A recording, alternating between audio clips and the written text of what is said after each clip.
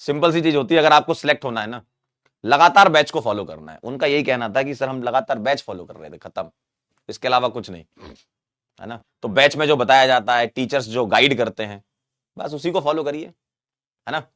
आराम से आप सिलेक्ट हो जाएंगे। कोई बहुत बड़ी बात भी नहीं है और बहुत हल्की बात भी नहीं है ना, दोनों ही चीजें हैं। सिलेक्शन लेना बहुत बड़ी चीज नहीं होती है कि आप सोचो कि यार बहुत बड़ी चीज होगी सिलेक्शन लेना। अगर आप अपने ऊपर दबाव डालेंगे ना, तब आपके साथ दिक्कत हो जाएगी, पता है। जब आप अपने आप को प्रेशर वाली सिचुएशन में डालेंगे, जबकि कोई प्रेशर सिचुएशन ऐसी होती नहीं है। क्यों? अगर आप लगातार पढ़ रहे हो, आपका बैकलॉग नहीं है, आप डेली क्लास कर रहे हो, ठीक है, आप डीपीपी सॉल्व करते हो, आप होमवर्क करते हो, आप टेस्ट देते हो, लगातार टेस्ट की गलतियों को एनालाइज करते हो, तो आपके ऊपर दबाव नहीं आएगा, क्योंकि आपको एक पता है कि भाई प्रोसेस क्या होता है। एक एक लाइन है, एक मतलब छोटी सी लाइन होती है कि अगर आप गेम समझ गए ना, तो आप पैनिक नहीं करेंगे। तो आप गेम समझिए क्या है। गेम ये है कि आप जो टेस्ट में देखते हैं, जिस टाइप के सवाल देखते हैं, उस टाइप के सवालों को आप कहते हैं ना कि सर टेस्ट में नंबर नहीं आते, क्योंकि वो सवाल थोड़े से घुमा फिरा के आ जाते हैं। कुछ तो डायरेक्ट आते हैं, लेकिन कुछ सवाल घुमा फिरा के आ जाते हैं, आप नहीं सोच पाते उस लेवल पे। तो वो सोचने के लिए आपको डेवलप करना पड़ता है, नंबर ऑफ क्वेश्चंस ज्यादा करते रहें। Hello friends. We do have a new sponsor today, Humanizer.pro. Big thanks to them. And in this video I'm going to take you through an interesting experiment. We're generating content using ChatGPT, hitting it with AI detectors, and then humanizing it to see if it can pass as something that a human being wrote. Stay tuned for the entire experience, it's going to be riveting. Let's get started. Now, let's create some content with ChatGPT first. Let's see what it generates. Okay, here's the material ChatGPT gave us.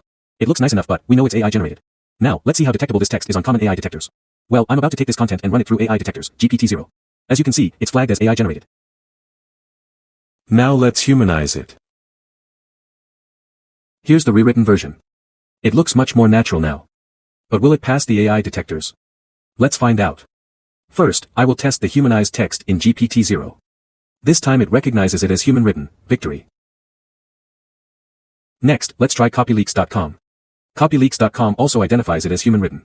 Finally, let's check on originality.ai. And there we go, originality.ai also says this is human generated text. Mission accomplished. And that's how you can transform AI generated content into something indistinguishable from human written text. It's completely free to use with no word limit and it supports over 50 languages. So don't forget check humanizer.pro. Link in description. Now back to topic. ठीक है, number of questions, revision. कई बार हम बिना revision के test देने चले जाते हैं।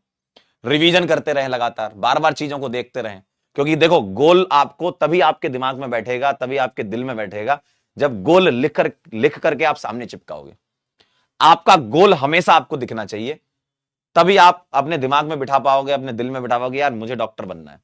तो ये वाली लाइन जो है ना, वो लिखी होनी चाहिए आपके पास, मुझे डॉक्टर बनना है, और ये लिख करके सामने चिपका लेना है और डेली उसको देखना है। ये नहीं कि बस देखते ही रहना है, डेली उसको देखना है, ताकि वो लिखी हुई चीज आपको याद दिलाएगी आपने क्यों लिखी थी। ठीक है, और आप ये सोचो ना कि यार जैसे मान लो आज से 1 साल बाद आप कहीं पहुंच जाओगे, तो आप बाकी लोगों को क्या चाहते हो कि क्या गाइड करो।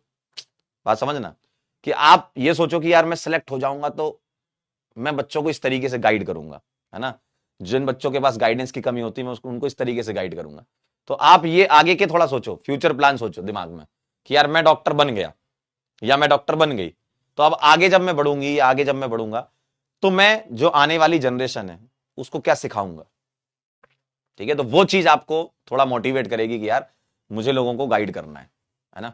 क्योंकि देखो आप लोगों से ही मोटिवेट होंगे, क्योंकि जो आगे निकल गए बच्चे, है ना, जो पहुंच गए कॉलेजेस में, उनको देख करके आप मोटिवेट होते हो।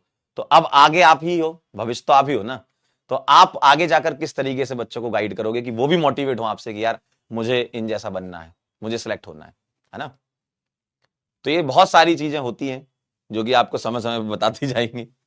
चलिए आइए अब स्टार्ट कर देते हैं। एकदम सही लिखा बेटा आपने, नेवर गिव अप, कभी हारना नहीं है ना।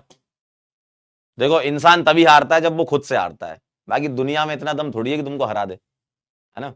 इसी खूबसूरती के साथ एक और कदम आगे बढ़ाते हैं कि अब जो अगले वाले आने वाले इवेंट हो, हम चाहते हैं कि उन इवेंट में हम आपको देखें, है ना। एक वो होता है ना, इच्छा होती है कि जैसे आप लोगों को इतने महीनों से पढ़ा रहे हैं, है ना, एक सेशन पूरा होता है, तो आप जब पढ़ रहे होते तो हम आपको देख नहीं पा रहे, लेकिन वहां जब बच्चे सिलेक्ट होके आए थे, जो कुछ बच्चे सिलेक्ट होके आए थे, तो वो कुछ ऐसे किस्से बताते कि सर क्लास में जब अपन क्वेश्चन सॉल्व करते थे तो वहां पर मुझसे ये सिली मिस्टेक हो जाती थी, तो उन सिली मिस्टेक को अवॉइड करने के लिए ज्यादा सवाल हम लगाते थे, तो ये सब चीजें होती हैं, कोई बहुत अलग रॉकेट साइंस नहीं है।